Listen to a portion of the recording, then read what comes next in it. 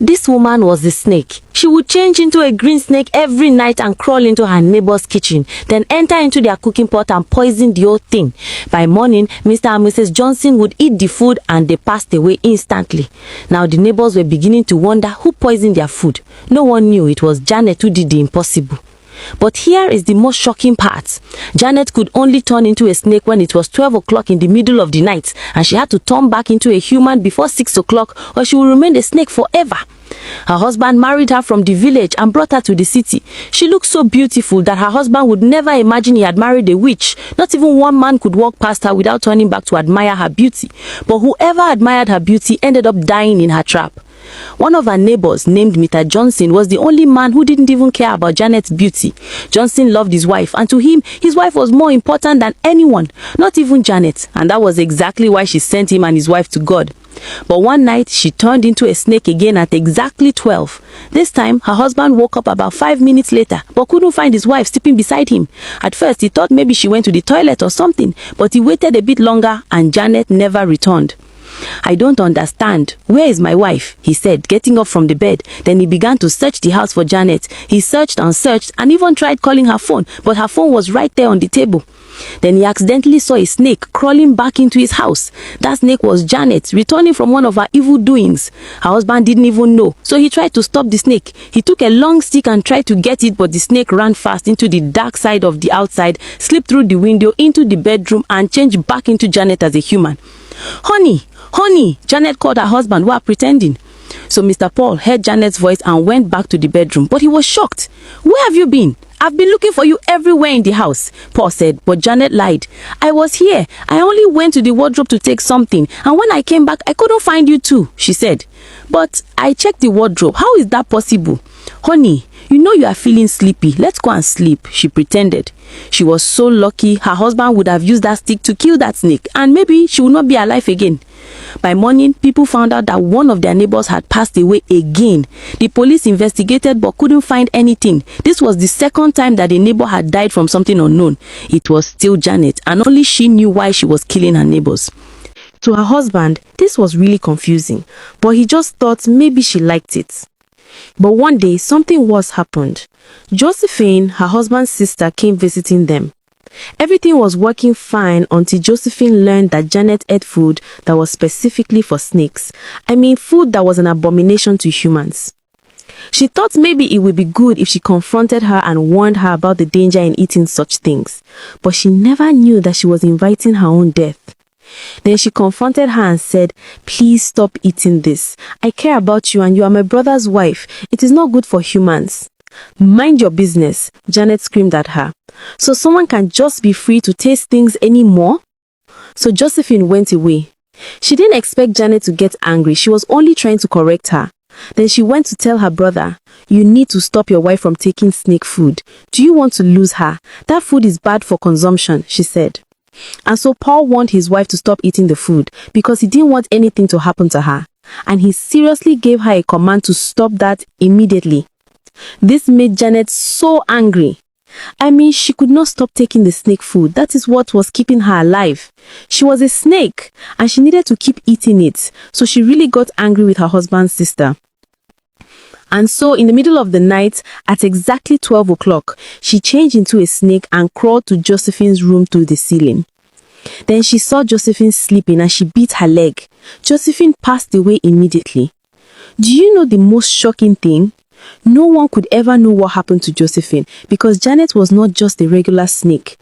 If she bit you and you were gone, she would leave another symptom on your body to cover her deeds. That means instead of showing a snake bite as the cause of death, it might show cancer or another illness that easily finishes people. She is a witch in the form of a snake. By morning, they found Josephine gone, and the results showed she passed as a result of heart problems, which she had been suffering from for a long time. It was fake, but it sounded normal, so suspicion was not raised.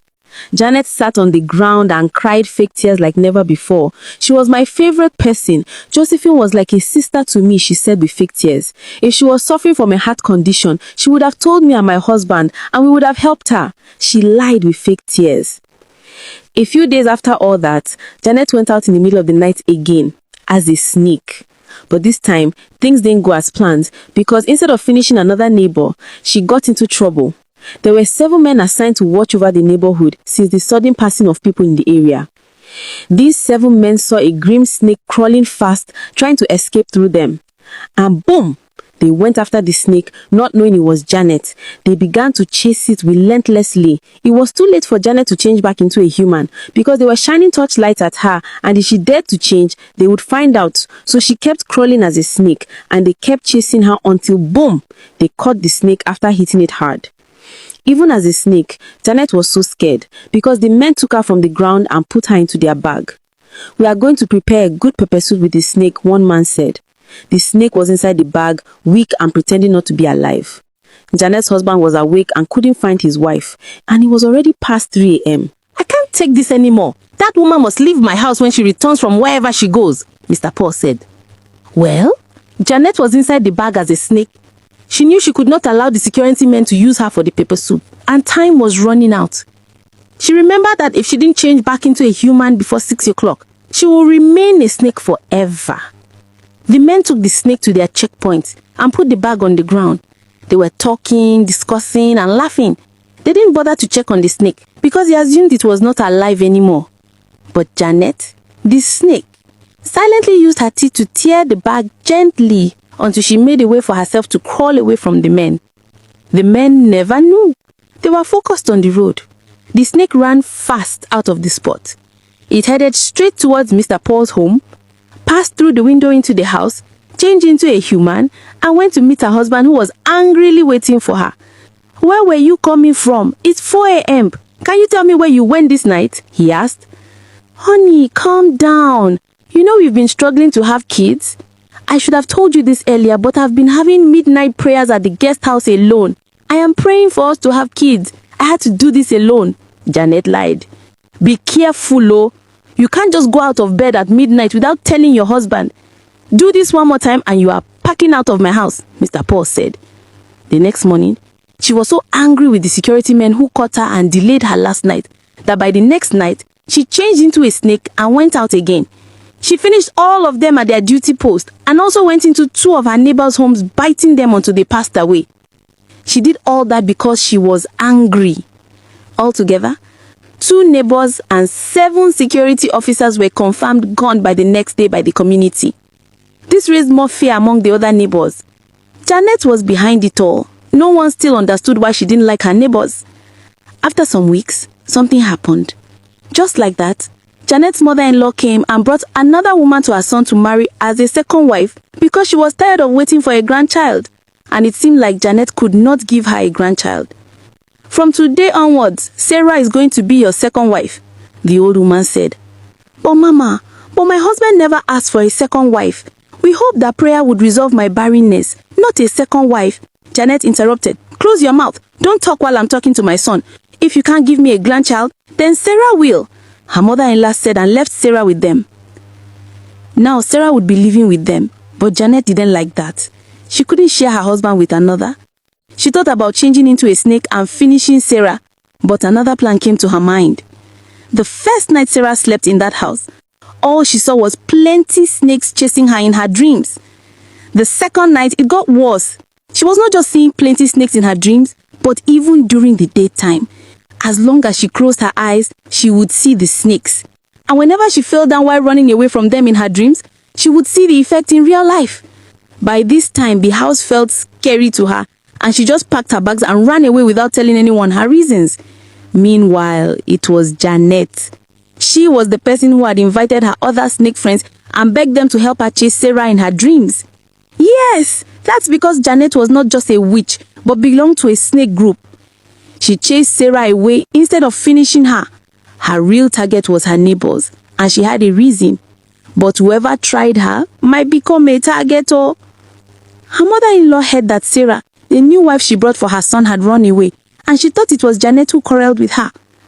"I can come back to the city and I will make sure that your wife regrets her actions, because I know she must have said something to Sarah that made her leave."